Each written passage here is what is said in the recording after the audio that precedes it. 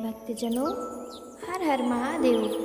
श्री शिव महापुराण भाषा चतुर्थ कोटि रुद्र संहिता के अंतर्गत 41वां अध्याय में मुक्ति विवेचन की कथा जो हम आगे सुनेंगे।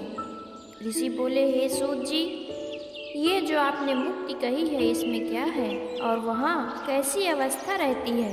कृपा कर वो सब हमें सुनाइए। सूत जी कहने लगे, हे ऋषियों, मुक्ति 4 प्रकार की होती है। सारूप्य, सालोक्य, सानिध्य और सायुज्य, ये 4 प्रकार की मुक्ति हैं। वो चारों मुक्ति शिव जी के कठिन व्रत से प्राप्त होती हैं, क्योंकि मुक्ति को देने वाले केवल शिव जी ही हैं और ब्रह्मा विष्णु आदि देवता तो धर्म, अर्थ और काम इस प्रकार के वे त्रिवर्ग दाता ही हैं। परंतु महादेव जी तो ज्ञान स्वरूप, अविनाशी, साक्षी, ज्ञान गम्य, स्वयं अद्वितीय, अद्वैत, केवल मुक्ति देने वाले तथा त्रिवर्ग धर्मादि के दाता हैं। 5वीं कैवल्य मुक्ति भी होती है, परंतु वो बड़ी दुष्प्राप्त है, कारण कि संसार में ज्ञान कठिन है। शिव जी ज्ञान स्वरूप हैं, उनको कोई यथार्थ रूप में जान नहीं पाता। ब्रह्मा, विष्णु, कुमार, नारद कोई भी उन्हें ना जान सके। व्यास पुत्र, सुखदेव, अन्य मुनीश्वर तथा उनसे भी पहले के कोई देवता और वेद शास्त्र भी उन्हें ना जान सके, क्योंकि वे सत्य ज्ञान, अनंत सच्चित आनंद स्वरूप, निर्गुण, निरुपाधि, अव्यय, शुद्ध और निरंजन है। परंतु संसार में भक्ति बड़ी सहज है। शिव की भक्ति ज्ञान की माता तथा नित्य भुक्ति, मुक्तिदायक और प्रसाद सुलभ है। उसमें सत्य और प्रेम का अंकुर विद्यमान है। हे द्विजो, वो भी सगुण और निर्गुण 2 प्रकार की है। वही वैधि और स्वाभाविकी है, वही श्रेष्ठ और अधिक है। नैष्ठिकी और अनैष्ठिकी है। उनमें नैष्ठिकी के 6 भेद हैं और अनैष्ठिकी के 1 ही है। फिर यही दोनों श्रवण आदि भेद से 9 अंग वाली कही गई है, परंतु बिना शिव जी के प्रसाद के अति कठिन है। जो भक्ति और ज्ञान को समान जानकर उसे धारण करता है, वो नित्य सुखी होता है। इन दोनों में भेद मानना उचित नहीं। भक्ति विरोधी को विज्ञान नहीं प्राप्त होता, परंतु जो शंभु की भक्ति करता है उसे शीघ्र ही ज्ञान का उदय हो जाता है। अतएव महेश्वर की भक्ति अवश्य करें, उसी से सब कुछ सिद्ध होगा, इसमें संदेह नहीं। हे ऋषियों, आपने जो पूछा उसका उत्तर मैंने दिया, जिसे सुनकर सब मनुष्य पापों से मुक्त हो जाते हैं। चतुर्थ कोटि संहिता के अंतर्गत 41वां अध्याय में मुक्ति विवेचन की कथा समाप्त होती है। आगे 42वां अध्याय में सगुण निर्गुण भेद वर्णन की कथा जो हम सुनेंगे। ऋषियों ने पूछा, शिव जी कौन है? ये ब्रह्मा, विष्णु और रुद्र कौन है तथा इनमें निर्गुण कौन है? हमारे इस संदेह का निवारण कीजिए। सूत जी कहते हैं, सृष्टि के आदि में जो निर्गुण परमात्मा से उत्पन्न है वही शिव जी हैं। वेद और वेदांत वेदताओं का यही मत है। उन्हीं शिव जी से प्राकृतिक पुरुष आदि सहित उत्पन्न हुए और उसने मूल में स्थित हो जल में तप किया। वही पंचकोशी हुई तथा जिसमें सबको काशी अत्यंत प्रिय है। उसका जल सारे संसार में व्याप्त हो गया। ये जानकर विष्णु जी ने अपनी माया सहित उस जल में प्रवेश कर सो गए। उन्हीं का नाम हरि नारायण है। प्रकृति का नाम नारायणी प्रसिद्ध हुआ। फिर जो उनके नाभि कमल में प्रविष्ट हुए वही ब्रह्मा जी कहलाए। उन्होंने देखा कि विष्णु जी तप कर रहे हैं। पश्चात जब उन्होंने ब्रह्मा विष्णु में परस्पर वाद विवाद का युद्ध आरंभ किया तो उनके मध्य में प्रकट हो उस विवाद को उन्होंने शांत किया। वही महादेव के नाम से प्रसिद्ध हुए। परंतु उन्होंने कहा कि मैं तो ब्रह्मा के मस्तक से प्रकट हुआ हूँ और मेरा नाम शंभु तथा रुद्र है। रूप रहित शिव जी ने भक्तों पर दया कर सबके ध्यान के निमित्त रूपवान हुए। त्रिगुण रहित शिव जी में और सगुण रुद्र में कुछ भी भेद नहीं। जैसे स्वर्ण और आभूषण में भेद नहीं है, दोनों समान लीलाधारी हैं। पराक्रमी रुद्र सब प्रकार से शिव ही है। वे ब्रह्मा विष्णु के सहायक और भक्तों के कार्य करने वाले हैं और इसीलिए उनकी उत्पत्ति हुई। अन्य तो लय हो जाते हैं, परंतु ये रुद्र जी कभी लय नहीं होते। वे केवल शिव जी में ही लय होते हैं। ब्रह्मा विष्णु आदि सभी रुद्र को भजते हैं, परंतु रुद्र किसी को नहीं भजते। भक्तों की दया के लिए वे स्वयं को ही भजे जाते हैं। उनके भक्त उन्हीं को प्राप्त होते हैं और अंत में उन्हीं में तद्रूप हो जाते हैं। रुद्र को अन्य किसी देवता की अपेक्षा नहीं। ये सनातनी श्रुति है। हे द्विजो, अज्ञान तो अनेक प्रकार का है, किंतु विज्ञान एक ही प्रकार का है। जैसे ब्रह्मा से लेकर तड़ पर्यंत सब कुछ जो दिखाई पड़ता है वो सब शिव रूप है। अनेक प्रकार की कल्पना करना मिथ्या है। मुख्यतः ये जानना चाहिए कि सृष्टि के आदि, मध्य और अनंत सब में शिव जी ही विद्यमान है। सर्वशून्य होने पर भी सदा शिव ही जानो। सगुण में वही चार गुण के हैं जो उनके अनेक प्रकार हैं। सर्वशक्तिमत्ता उनका सगुण रूप है। उसी ने विष्णु को अपना ध्यान और पूजन बताया है। वही शिव जी सबके अनुग्रह करता, उत्पन्न करता, पालन करता और विनाश करता साक्षी तथा निर्गुण है। सबका तो काल है, परंतु शिव जी का काल नहीं है। वो स्वयं काली से सेवन किए हुए साक्षात महाकाल है। ब्राह्मण तो रुद्र और काली को ही कहते हैं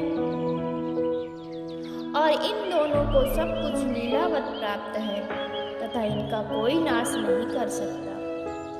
वे स्वयं रूप के कारण हैं। इसी प्रकार विष्णु आदि संपूर्ण देवता कार्यभूत हैं, परंतु शिव जी स्वयं कार्य और कारण रूप हैं। उनका कारण कोई नहीं। वे एक ही अनेकता को प्राप्त होते हैं। जैसे एक ही बीज बाहर सब कुछ होकर भी फिर बीज ही होता है, वैसे ही स्वयं शिव रूपी महेश्वर हैं। यही श्रेष्ठ शिव ज्ञान है। इसे ज्ञानी ही जानते हैं, अन्य नहीं। ऋषियों ने कहा, अब उस एक ज्ञान को ही कहिए जिसे कि जानकर शिव रूप की प्राप्ति होवे। शिव जी कैसे सब कुछ है और समस्त वस्तु शिव स्वरूप कैसे हुई। व्यास जी कहते हैं कि ये सुनकर श्रेष्ठ पौराणिक सूत जी शिव जी के चरणों का स्मरण करते हुए मुनियों से कहने लगे। चतुर्थ कोटि रुद्र संहिता के 42वां अध्याय के अंतर्गत सगुण निर्गुण भेद वर्णन की कथा समाप्त होती है। आगे शिव संबंधी एक गुप्त ज्ञान की कथा सुनेंगे। सूत जी बोले, हे ऋषियों, ये शिव जी का परम गोप्य ज्ञान जैसे मैंने सुना वैसे आप लोगों से वर्णन करता हूँ, ध्यान से सुनो। शौनक, नारद, स्वामी कार्तिकेय तथा व्यास जी और कपिल देव जी के समुदाय में उन्होंने सब शास्त्रों में निश्चय करके यही कहा है कि ये सारा जगत शिवमय है, शिव है, शिव देव है। जब उनकी इच्छा होती है तब संसार रच देते हैं, वही सबको जानते हैं, परंतु उनको कोई नहीं जानता। वे संसार को रचकर भी उसमें लिप्त नहीं होते। इनमें वे निर्लिप्त और ज्ञान स्वरूप वाले हैं। जैसे जल में अग्नि आदि तेज की परछाई का भान होता है, वस्तुतः वो उसमें प्रविष्ट नहीं है, वैसे ही साक्षात शिव स्वयं भान होते हुए भी लिप्त नहीं है। वस्तुतः वे शुभ और परब्रह्म हैं, उनमें बुद्धि भ्रम होना ही अज्ञान है, उनमें और कुछ नहीं। सारे दर्शनों में मतभेद है, परंतु वेदांती परमेश्वर को नित्य अद्वैत ही मानता है। वो अपने को अविद्याक्षत्र जीवात्मा से अलग मानता है, परंतु शिव जी उस अविद्या से रहित हैं। वे साक्षात सर्वव्यापी होने से सबको व्याप्त कर सब जीवों में स्थित हैं। वही चेतना चेतन के स्वामी और साक्षात कल्याण करता है। ऐसा जानकर ही तथा उनके दर्शन के निमित्त उपाय करके वेदांत उनके दर्शन का फल पाता है। जैसे अग्नि प्रत्येक काष्ठ में व्याप्त है और जो उसको घिसता है निसंदेह अग्नि को देख लेता है, वैसे ही विद्वान मनुष्य भक्ति आदि साधनों से अवश्य ही शिव को देख लेता है, इसमें कुछ भी संदेह नहीं है। सब शिव ही है, सर्वत्र शिव ही विद्यमान है और कुछ नहीं है। शंकर की भ्रांति से ही नानत्व निरंतर भासता है। जैसे समुद्र मृत्तिका और स्वर्ण उपाधि भेद से वे अनेक भाव को प्राप्त होते हैं, वैसे ही शिव जी भी उपाधि भेद से अनेक हैं। कार्य कारण में कुछ भी भेद नहीं है, केवल बुद्धि की भ्रांति से अंतर दिखता है। भ्रांति नाश हो जाए तो भेद दूर हो जाता है। जैसे बीज से वृक्ष अनेकता को प्राप्त होता है और अनंत में बीज ही शेष रहता है, उसका वृक्ष नष्ट हो जाता है, वैसे ही ज्ञानी जीव हैं। प्राकृति विकृति को वृक्ष माना है, ज्ञानी उसकी निवृत्ति है जिनमें कोई और विचार नहीं है। सारा जगत शिव है तथा जगत में ही शिव है, इन दोनों में कुछ अंतर नहीं। तब वही कैसे अनेक प्रकार का दिखता है और फिर किस प्रकार एकता ही दिखती है, ये प्रश्न है। अतः जैसे मनुष्यों को एक सूर्य के जल आदि में अनेक सूर्य दिखाई पड़ते हैं, वैसे ही वो शिव एक ही है जो भ्रांति से अनेक भासते हैं। जैसे आकाश सब जगह व्याप्त होकर भी स्पर्शता में नहीं बद्ध होता, वैसे ही सर्वत्र व्यापक परमात्मा भी कहीं बंद नहीं होता। जीव अहंकार युक्त है, शिव स्वयं अहंकार से मुक्त है। जीव तुच्छ तथा कर्मों को भोगने वाला है, शंकर महान और निर्लिप्त है। तथा जैसे स्वर्ण आदि तपाने से वे पहले के समान शुद्ध हो जाते हैं, वैसे ही संस्कार करने से अहंकारी जीव भी शुद्ध हो जाता है। इसके लिए सर्वप्रथम गुरु को स्मरण करें, जिन्हें की पाकर जीव को ज्ञान प्राप्त हो जाए। जब जीव अहंकार से छूटकर निर्मल एवं बुद्धिमान हो जाता है, तब शिव के प्रसाद से शिव भाव को प्राप्त होता है। परंतु ज्ञानी शरीर से रहित है, जो प्रिय वस्तु को पाकर हर्ष नहीं करता और अप्रिय को पाकर क्रोध नहीं करता, वही ज्ञानी है। मुक्ति का इच्छुक योग से अथवा तत्वों के विचार से शरीर त्यागता है। इसी प्रकार जो सदा शिव में लीन हो, व्यथाओं से मुक्त होकर ज्ञान मूल अध्यात्म को प्राप्त होता है, उसे उन शिव की फिर भक्ति प्राप्त होती है और फिर भक्ति से प्रेम और प्रेम से श्रवण, श्रवण से सत्संग और सत्संग से विज्ञान तथा गुरु की प्राप्ति होती है। और जब गुरु मिल जाता है, तब वो निश्चय ही मुक्त हो जाता है। इसी प्रकार जो नित्य शिव को भजता है, वो ज्ञानमान हो जाता है। शिव की भक्ति अति भक्ति से वो अंत में मुक्ति को प्राप्त होता है, इसमें संदेह नहीं है। शंकर से बढ़कर कोई देवता मुक्ति देने वाले नहीं हैं। इनकी शरण में आने से जीव आवागमन से मुक्त हो जाते हैं। उन्हीं शिव ने अपने ज्योतिर्लिंग के समक्ष विष्णु और ब्रह्मा को ये ज्ञान दिया और ब्रह्मा ने सनकादियों को दिया। फिर सनकादियों ने नारद को और नारद ने व्यास जी को बतलाया तथा उसी को व्यास जी ने कृपा कर मुझे उपदेश दिया। अब उसी को मैंने आप सबसे कहा, जिसे आप लोग संसार के लिए यत्नपूर्वक रक्षित कीजिए। ये ज्ञान शिव की प्राप्ति कराने वाला है। हे मुनीश्वरों, जैसा आपने पूछा था वैसे मैंने कहा। इसे यत्न से छिपा कर रखिएगा और कहिएगा कि आप क्या सुनना चाहते हैं। व्यास जी कहते हैं कि ये सुनकर भी संपूर्ण ऋषि परम हर्षित हो गदगद वाणी से सूत जी को नमस्कार कर बारंबार उनकी स्तुति करने लगे और संतुष्टता व्यक्त की। सूत जी ने फिर कहा कि हे द्विजो, ये इतिहास नास्तिक से तथा श्रद्धा रहित सत से और सुनने की इच्छा न रखने वाले से कदापि नहीं कहना चाहिए। यह इतिहास पुराण, वेद और शास्त्रों का सार है, जिसे बार बार विचार कर मुझसे व्यास जी ने कहा है। इसके एक बार के सुनने से सारे पाप भस्म हो जाते हैं।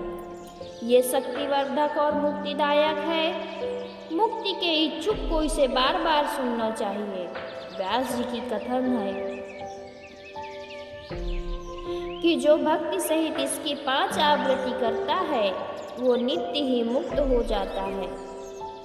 जो इसे सुनता है उसे कुछ भी दुर्लभ नहीं रहता। व्यास जी कहते हैं कि उनका ऐसा वचन सुनकर ऋषियों को परम आनंद प्राप्त हुआ। उन्होंने अनेक वस्तुओं से सूर्य जी की पूजा की। फिर शिव देवता को अधिक मानकर उन्हें नमस्कार कर भजने लगे। शिव का यह विज्ञान शिव को अत्यंत प्रसन्न करने वाला और मुक्तिदायक है तथा भक्तिवर्धक है।